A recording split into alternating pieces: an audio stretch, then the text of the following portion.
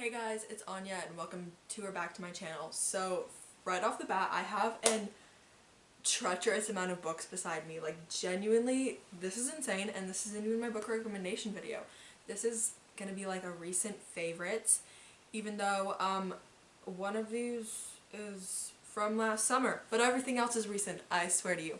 I don't really think I film my life with a lot of stuff apart from like books for the most part and a little bit of YouTube and then definitely music, so I'm not gonna do like the type of favorites that's like my beauty favorites mixed in with these type of favorites mixed in with clothes and hobbies and stuff like that. It's gonna be more like entertainment type stuff. So I think we're gonna just hit it off with books first. I'm gonna go with the one from last summer first because it's a cult classic. Everybody has at least heard of this book or movie. Call Me By Your Name. If you haven't heard of this, I genuinely don't know how, but it's also a movie which if you haven't heard of the book, you've probably heard of the movie, which stars Timothée Chalamet and Armie Hammer. It is so good.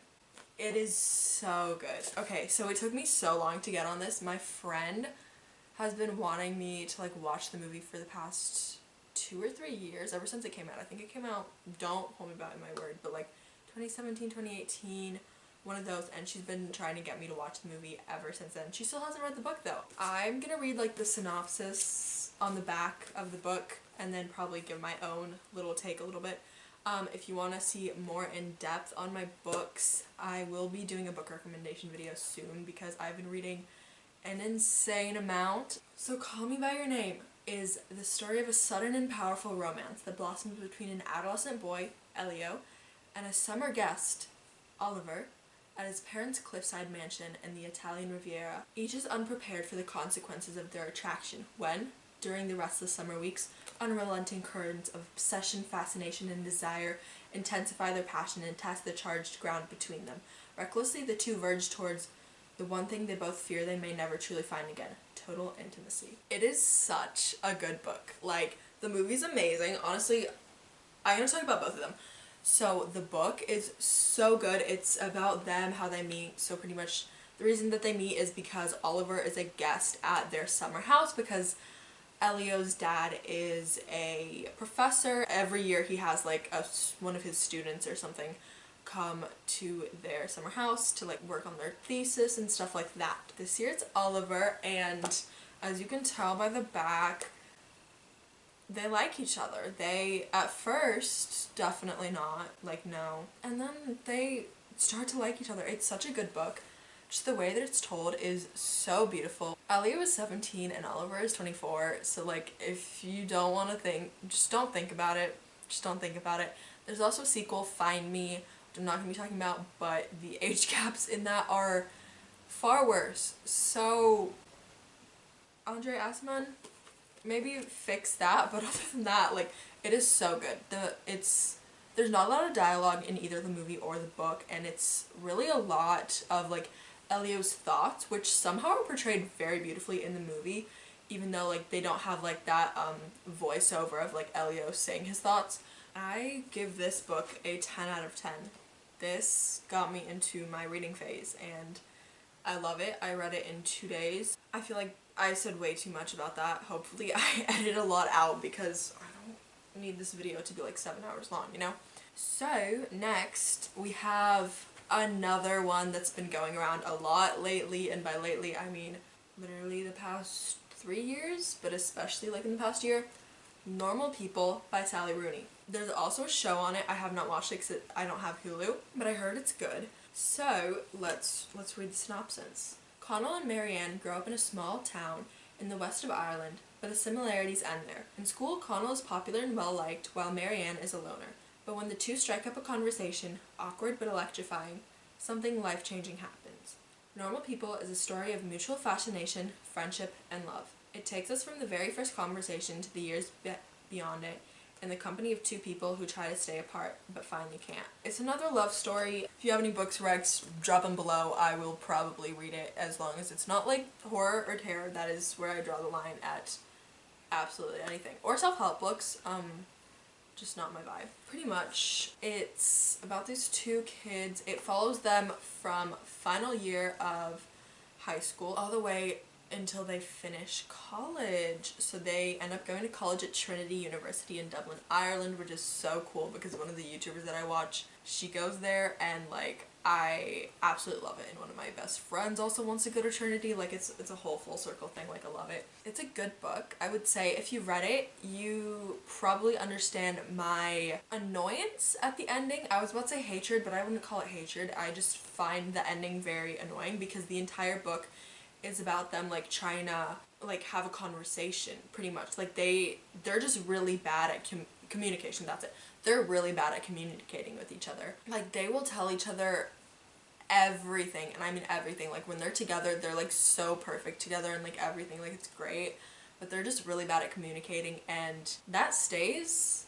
through the end of the book. Like normally like at the end of a book it'll be like a fix and they're like finally together forever, but I'm just gonna spoil it a little bit, and like they're still bad at communicating off and on relationship and through their friendship and this and that, and then with other people. Like it's a good book. I would give it an 8 out of 10, mainly because of the ending. And then I read this book and my heart stopped. Like this book is so good. If you're a book nerd, you've probably heard of this or read it, and it is the Song of Achilles.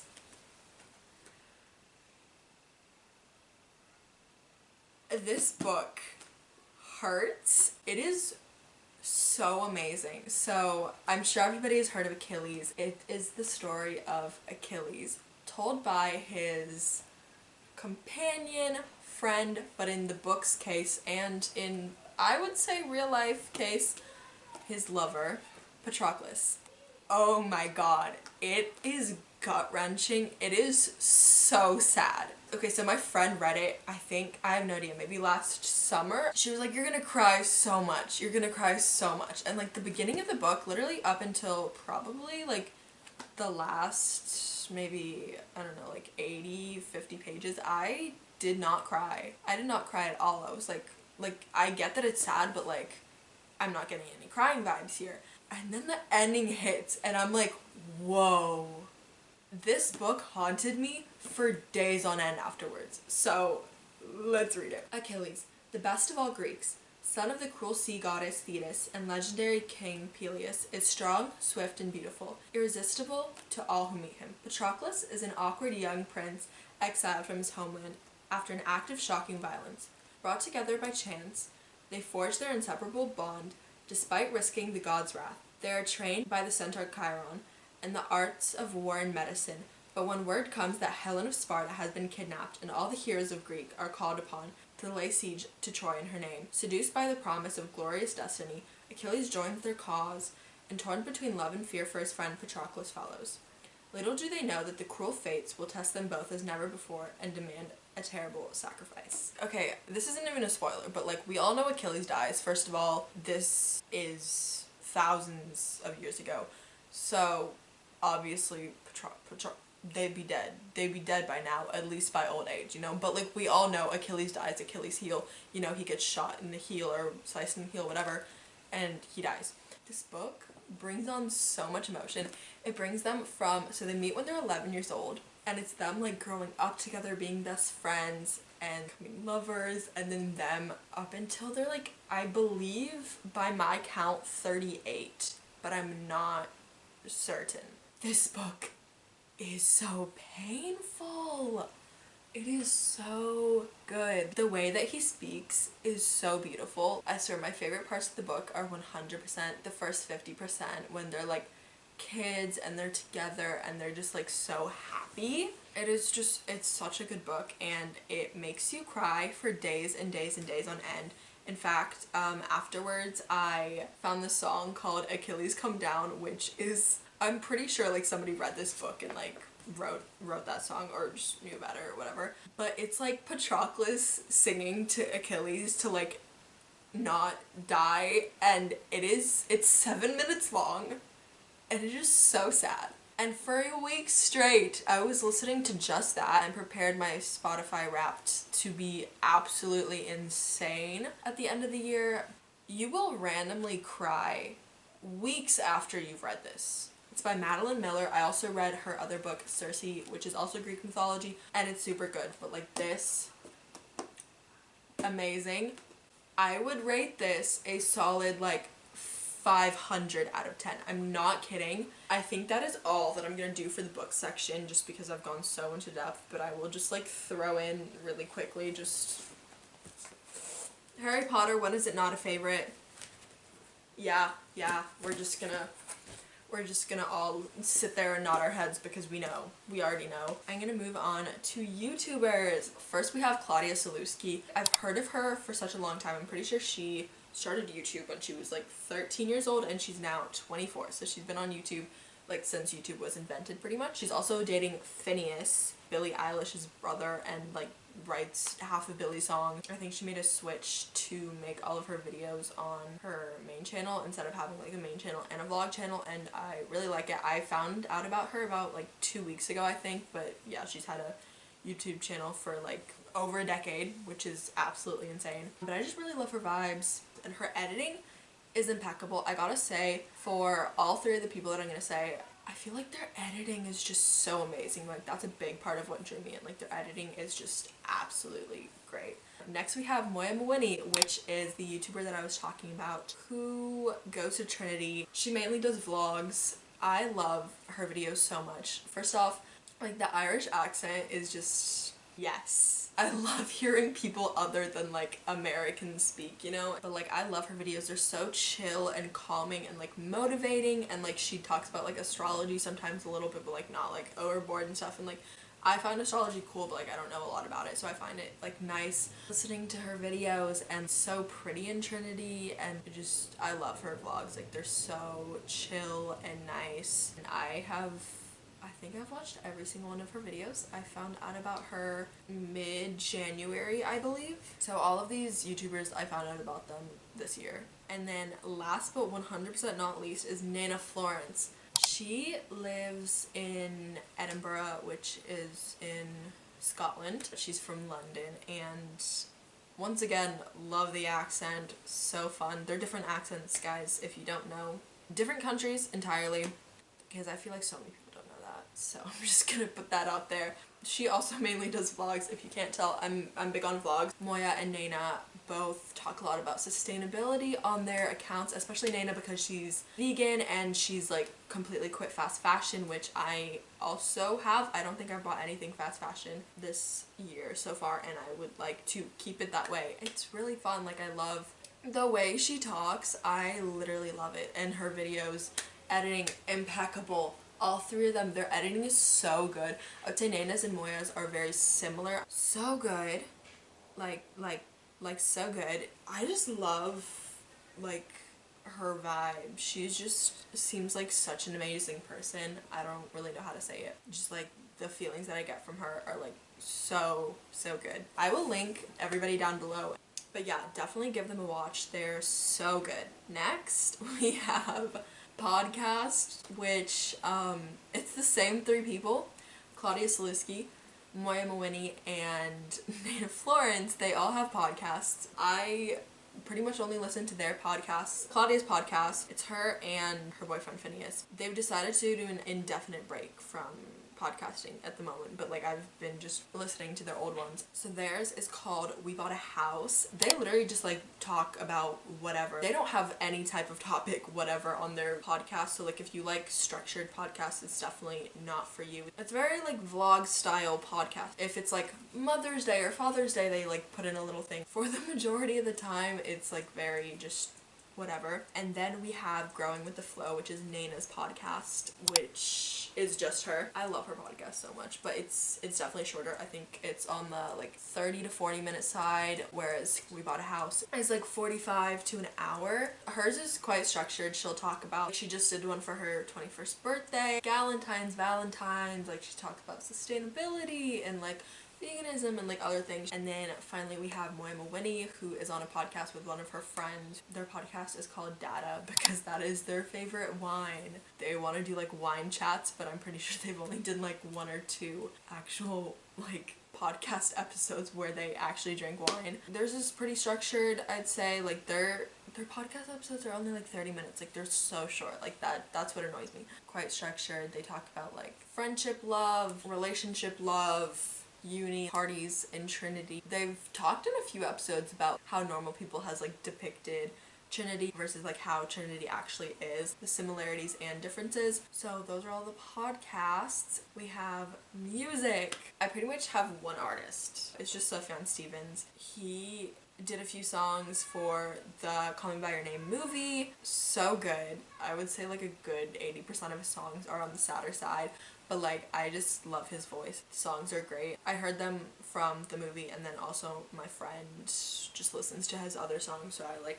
picked up a few, and I think he's a really good artist. And then of course we have to mention Achilles Come Down because of this book.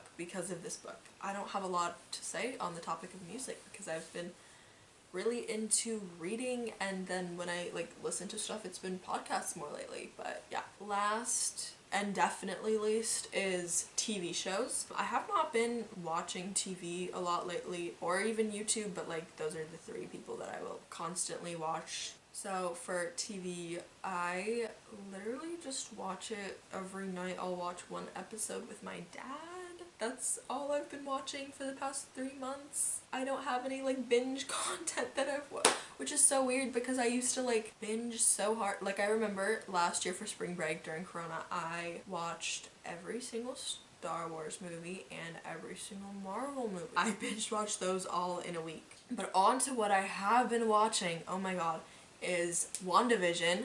So good. If you don't have like Disney Plus, I'm so sorry. Like WandaVision is so good. I love Marvel, and Wanda has always been my favorite Avenger. Let me put it here. She made an entire town. She is so powerful, man. I can't, like, she's so powerful. But it's such a good show. I say if you've only seen like the first 1 or 2 episodes and you're like, I'm not gonna watch this, I completely understand, because the first one is like totally detached from the show pretty much. So Wanda made a TV show pretty much about her, and like each episode for the first few is like a different decade. So it starts in the 50s, I believe. The first episode was literally done just going through the life of them like in the 50s, and then the second episode was like the 60s, and there was like a little glitch. After that, like more stuff actually happens, and it's really cool, and I definitely recommend. I loved seeing like Jimmy on there. I loved seeing Darcy on there for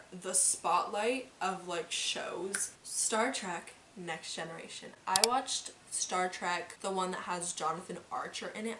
Is it just called Star Trek Enterprise? I'm not sure. I don't remember. Watched that. Such a good show. Next Generation. We've just been watching like one episode every night. It is so good. I love Star Trek. Literally, it is so good. Like, Star Trek is so good. Like, Star Trek, Star Wars, amazing. I love them both. They're very different.